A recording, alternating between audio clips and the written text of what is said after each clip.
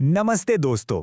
आज हम जिस किताब के बारे में बात करने वाले हैं उसने सच में पूरी दुनिया को सोचने पर मजबूर कर दिया है। युवाल नोआ हरारी की Sapiens a brief history of humankind. ये ना कोई बोरिंग हिस्ट्री की क्लास नहीं है। हम ये समझने की कोशिश करेंगे कि कैसे हमारी प्रजाति यानी होमो सेपियंस ने इस पूरी धरती को अपने हिसाब से बदल कर रख दिया। आखिर हम आज जहां हैं वहां तक पहुंचे कैसे? चलिए जानते हैं। जरा सोचिए, सिर्फ 1 लाख साल पहले की बात है। हम अफ्रीका में रहने वाले एक बहुत ही आम से मामूली से जानवर थे। सच कहूं तो उस वक्त प्रकृति पर हमारा असर एक जेलीफिश या गोरिल्ला से ज्यादा बिल्कुल नहीं था। हम बस अपना काम कर रहे थे।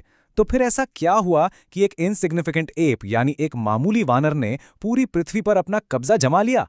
ये एक बहुत बड़ा सवाल है ना? इस सवाल का जवाब ढूंढने के लिए हम इस सफर को 5 हिस्सों में बांटेंगे।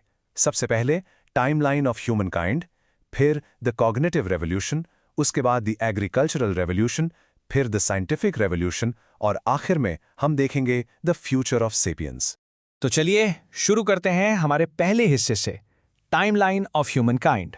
अगर हम बिल्कुल शुरुआत से शुरू करें तो कहानी लगभग 13.5 बिलियन ईयर्स पहले शुरू होती है, जब ब्रह्मांड में मैटर और एनर्जी के साथ फिजिक्स की शुरुआत हुई।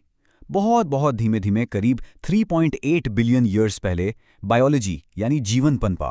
फिर 2.5 मिलियन ईयर्स पहले होमो प्रजाति आई। लेकिन पता है सबसे ज्यादा चौंकाने वाली बात क्या है?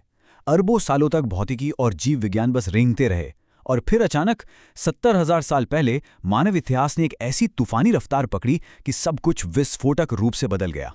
और इसी अकल्पनीय रफ्तार को हम कहते हैं द कॉग्निटिव रेवोल्यूशन। अब जरा इस हाथ के निशान को देखिए। ये फ्रांस की चावेट केव में मिला है और करीब 30,000 साल पुराना है। ये सिर्फ कोई आम पेंटिंग नहीं है दोस्तों, ये एक शुरुआती इंसान की ना अपनी पहचान बताने की, दुनिया से कम्युनिकेट करने की एक जबरदस्त कोशिश है। वो जैसे चीख कर कह रहा था, मैं यहां था। कॉग्निटिव रेवोल्यूशन ने अचानक हमें ऐसे कॉम्प्लेक्स आइडियाज को शेयर करने की ताकत दी जो पहले किसी भी जीव के पास नहीं थी। ये सच में एक गेम चेंजर था। और ये सिर्फ गपशप करने के बारे में नहीं था। सबसे अहम चीज थी फिक्टिव लैंग्वेज, यानी उन चीजों के बारे में बात करने की क्षमता जो असल में फिजिकली मौजूद ही नहीं है। जैसे मान लीजिए कबीले के देवता, मानव अधिकार या फिर आज की लिमिटेड लाइबिलिटी कंपनीज। देखिए, बायोलॉजिकल एवोल्यूशन में कोई भी छोटा सा बदलाव आने में लाखों साल लग जाते हैं, लेकिन कल्चरल एवोल्यूशन में इस फिक्टिव लैंग्वेज और हमारे शेयर्ड मिथ्स ने सेपियंस को जेनेटिक्स के उस धीमे ट्रैफिक जैम से पूरी तरह बाहर निकाल दिया। और इसी वजह से हम हजारों लाखों अजनबियों के साथ मिलकर कोऑपरेट कर पाए। जो हमें लाता है हमारे तीसरे पड़ाव पर, द एग्रीकल्चरल रेवोल्यूशन। अब यहां पर मैं आपसे एक बहुत ही प्रोवोकेटिव सवाल पूछना चाहता हूं। हम हमेशा बड़े गर्व से कहते हैं कि हमने खेती का आविष्कार किया, लेकिन क्या सच में इंसानों ने गेहूं को डोमेस्टिकेट किया या फिर गेहूं ने हमें डोमेस्टिकेट कर लिया? एक बार ना इतिहास को जरा एक गेहूं के पौधे के नजरिए से देखकर सोचिए, जिसने बड़ी ही चालाकी से पूरी मानव जाति को अपने फायदे के लिए काम पर लगा दिया। अजीब लगता है ना सुनकर? देखिए, हरारी यहाँ एक बहुत ही दिलचस्प और तटस्थ तर्क देते हैं। उनका मानना है कि खेती ने इंसानों पर शारीरिक और सामाजिक रूप से एक बहुत भारी कीमत लगाई। जरा सोचिए, हमारे शरीर तो पेड़ों पर चढ़ने और हिरणों के पीछे भागने के लिए इवॉल्व हुए थे, ना कि चिलचिलाती धूप में बाल्टियां ढोने और खेतों से पत्थर हटाने के लिए। इसका नतीजा क्या हुआ? स्लिप्ड डिस्क्स और आर्थराइटिस जैसी बीमारियां शुरू हो गईं, बिल्कुल वैसे ही जैसे आज के मॉडर्न ऑफिस वर्कर्स को दिन भर बैठे रहने से बैक पेन होता है। हमारा खानपान खराब हो गया, भुखमरी का खतरा बढ़ गया, क्योंकि हम पूरी तरह से एक ही फसल पर निर्भर हो गए। और तो और जमीन के टुकड़ों के लिए भयंकर युद्ध शुरू हो गए। और इसी सब को देखते हुए किताब में एक बहुत ही बोल्ड क्लेम किया गया है। हरारी लिखते हैं, the agricultural revolution was histories biggest fraud. मतलब इतिहास का सबसे बड़ा धोखा। हाँ, ये सच है कि खेती ने इंसानों की आबादी को कई गुना बढ़ाकर एक कलेक्टिव एवोल्यूशनरी सक्सेस जरूर दी, लेकिन अगर आप एक इंडिविजुअल लेवल पे देखें तो एक आम इंसान का जीवन अपने पुराने हंटर गैदरर दिनों के मुकाबले कई ज्यादा मुश्किल और दुखदायी हो गया था।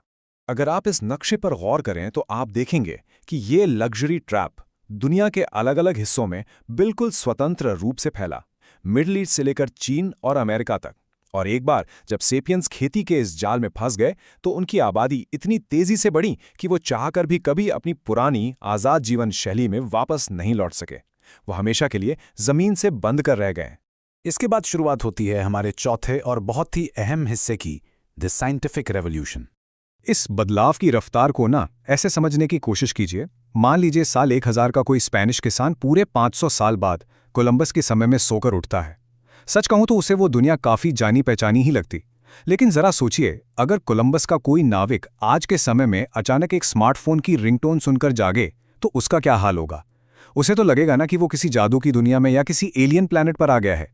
पिछले सिर्फ 500 सालों की टेक्नोलॉजिकल प्रोग्रेस लिटरली इतनी अद्वितीय और डिसरप्टिव रही है। इस अकल्पनीय प्रगति के पीछे असल में एक बहुत ही सरल लेकिन शक्तिशाली कॉन्सेप्ट था, इग्नोरेमस, जिसका लैटिन में मतलब होता है हम नहीं जानते। देखिए, पुरानी परंपराएं तो यही मानती थीं कि दुनिया का सारा जरूरी ज्ञान पहले से ही प्राचीन ग्रंथों में लिखा है। लेकिन मॉडर्न साइंस ने कुछ अलग किया। उसने अपनी अज्ञानता को पूरी तरह से स्वीकार किया, और पता है, अपनी कमियों को मानने की इसी हिम्मत ने हमें बिल्कुल नए सिरे से चीजों को खोजने का रास्ता दिखाया। अगर हम मॉडर्न हिस्ट्री के असली इंजन की बात करें तो वो है पावर, रिसोर्सेज और रिसर्च का एक शानदार फीडबैक लूप। ये एक बहुत ही ब्रिलियंट साइकिल है। होता क्या है कि पॉलिटिकल और इकोनॉमिक इंस्टीट्यूशंस विज्ञान को फंड करते हैं।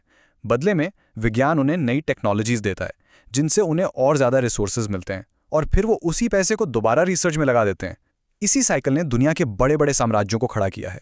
लेकिन विज्ञान की इस असीम ताकत का एक बहुत ही खौफनाक पहलू भी है। 16 जुलाई 1945 को हुए पहले एटॉमिक बॉम्ब एक्सप्लोजन के ठीक 8 सेकंड बाद की इस तस्वीर को देखिए। ये पल ना रोंगटे खड़े कर देने वाला है। इस एक पल में पूरे इतिहास में पहली बार सेपियंस ने इतनी ताकत हासिल कर ली कि वो खुद अपना ही इतिहास हमेशा के लिए मिटा सकते थे। ये एक बहुत ही डरावना सच है। और यहीं से हम पहुंचते हैं अपने आखिरी हिस्से पर, द फ्यूचर ऑफ सेपियंस। जरा सोचिए, अरबों सालों तक धरती पर जीवन सिर्फ और सिर्फ नेचुरल सिलेक्शन के नियमों पर चला। जो भी बदलाव हुए वो पूरी तरह से रैंडम थे। लेकिन आज हम इसे इंटेलिजेंट डिजाइन से रिप्लेस कर रहे हैं। हम प्रयोगशालाओं में जेनेटिक्स को सीधे बदल रहे हैं, साइबोर्ग टेक्नोलॉजी विकसित कर रहे हैं।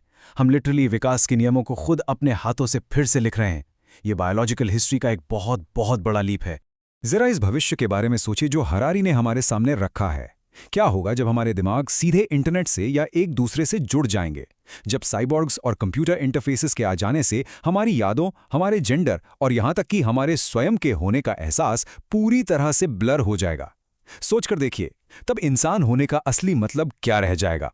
और यही चीज़ हमें आज के इस सफ़र के सबसे अंतिम और शायद सबसे गहरे सवाल पर लाकर खड़ी कर देती है। हमने अफ्रीका के जंगलों में एक बहुत ही मामूली वानर के रूप में शुरुआत की थी, और आज हम लगभग देवताओं जैसी ताकत रखते हैं जो जीवन और मृत्यु तक को कंट्रोल कर सकते हैं। But what happens when the animal becomes God? जब एक जानवर के पास भगवान जैसी असीम ताकत आ जाती है, लेकिन उसे खुद ये नहीं पता होता कि वो असल में चाहता क्या है, तो उसके परिणाम क्या होते हैं? हरारी के ये विचार सच में हमें बहुत गहराई से सोचने पर मजबूर कर देते हैं। मुझे उम्मीद है आज का ये विश्लेषण आपके लिए भी उतना ही रोमांचक रहा होगा। इस बारे में सोचते रहिए और अपनी उत्सुकता को ऐसे ही बनाए रखिए।